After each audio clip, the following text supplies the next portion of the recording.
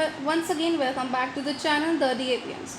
तो आज हम पढ़ने वाले हैं चैप्टर 1 फाइनल पार्ट। इससे पहले हम 3 पार्ट्स बना चुके हैं, first part, second part and third part, जो आपको द डीएवियंस चैनल पे अवेलेबल होंगे। And if you haven't subscribe our channel till now then please subscribe the channel the DAVian. Okay, so बिना समय गवाए लेट्स गेट स्टार्टेड। तो सबसे पहले हम इस वीडियो में टॉपिक्स कवर करने वाले हैं। First topic is levels of organisation in an organism and the second topic is comparison between plants and animal cell. Okay, so first topic is levels of organization in an organism. In unicellular organisms like amoeba, a single cell performs all the necessary functions. मैंने आपको पहले भी बता चुकी हूँ कि unicellular organisms are those organisms who only contain one cell. तो amoeba होता है एक एग्जाम्पल यूनिसेलुलर ऑर्गेनिज्म का जो सिर्फ एक सिंगल सेल कंटेन करता है, और यूनिसेलुलर ऑर्गेनिजम्स में एक सिंगल सेल ही सारे फंक्शंस परफॉर्म करती है, whether it is digestion of food, respiration, excretion, growth और reproduction. It performs all the functions. Multicellular organisms have cells that are specialized to perform specific functions. Multicellular organisms are those organisms who contain more than one cell. और multicellular organism में हर cell अपना अपना function perform करती है. Multicellular organism में ऐसा नहीं होता कि सारी सेल्स एक ही फंक्शन परफॉर्म करती है. All cells are group to perform specific functions. Okay, a group of cell performing a specialise function forms a tissue. जैसे कि अगर एक ग्रुप ऑफ सेल है जो एक ही फंक्शन परफॉर्म कर रहा है तो वो फॉर्म करते हैं एक tissue. That group of cell is called tissue.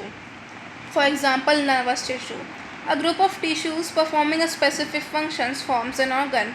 अब ऐसे ही 5-6 ग्रुप्स ऑफ सेल है जिन्होंने फॉर्म किया टिश्यू, और वैसे ही अब हम उन सारे ग्रुप्स को मिला के बहुत सारे टिश्यूज़ बन जाते हैं, और उन टिश्यूज़ को मिला के बनता है organ. For example kidney. Then a number of such organs work together to form an organ system. और ऐसे ही बहुत सारे टिश्यूज़ बहुत सारे ऑर्गन्स हमारी बॉडी में प्रेजेंट है. For example liver, lung, pancreas, ये सब मिलकर हमारा डाइजेस्टिव सिस्टम फॉर्म करते हैं. या आप कह सकते हैं अगर कोई और ऑर्गन्स है जिसे अब हमारा रिप्रोडक्टिव सिस्टम भी फॉर्म करते हैं ऐसे ऑर्गन्स, तो a number of such organs work together to form an organ system. For example digestive system, or you can say respiratory system. So there are 5 levels of organization: cell to tissue, tissue to organ, organ to organ system, and organ system to organism. All the cells have some common features, however they can appear different in different parts of the organism.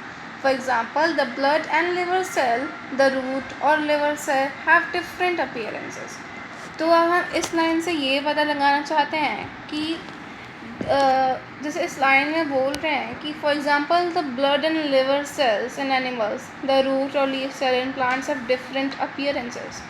ये काम तो एक ही करते हैं blood और liver से, पर इनकी अपीयरेंस डिफरेंट होती है क्योंकि ये डिफरेंट पार्ट्स में ट्रेवल करते हैं, और ये जैसे उसमें टेम्परेचर में ट्रेवल करते हैं, जैसे शेप्स में ट्रेवल करते हैं, इनकी स्ट्रक्चर भी वैसे ही बन जाती है.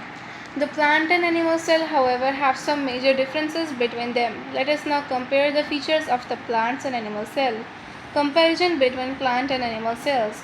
Although all living cells have contained common features, detailed study reveals some major differences between a plant and animal cell. अब प्लांट्स की अलग सेल स्ट्रक्चर होती है और एनिमल्स की अलग सेल स्ट्रक्चर, तो अब हम इन दोनों के बीच में डिफरेंस पढ़ने वाले हैं. Plant cells generally have a definite shape due to a rigid cell wall around them. मैं आपको पहले ही पार्ट 2 में बता चुकी हूँ कि सेल वॉल प्लांट शेप्स को रिजिडिटी देती है. तो प्लांट सेल का एक ही डिफाइनाइट शेप रहता है. क्यों? क्योंकि उनके पास सेल वॉल रहती है. In comparison animal cell have a cell membrane as their outer cover. This provides flexibility to animal cell. Animal cell का शेप डिफाइनाइट नहीं होता है क्योंकि वो सेल वॉल कंटेन नहीं करते हैं. उनके पास होता है cell membrane that provides them flexibility. तो ये फ्लेक्सिबल होते हैं but they don't contain a definite shape. Hence, they can show a large variation in their shapes. Moreover, plant cells have plastids.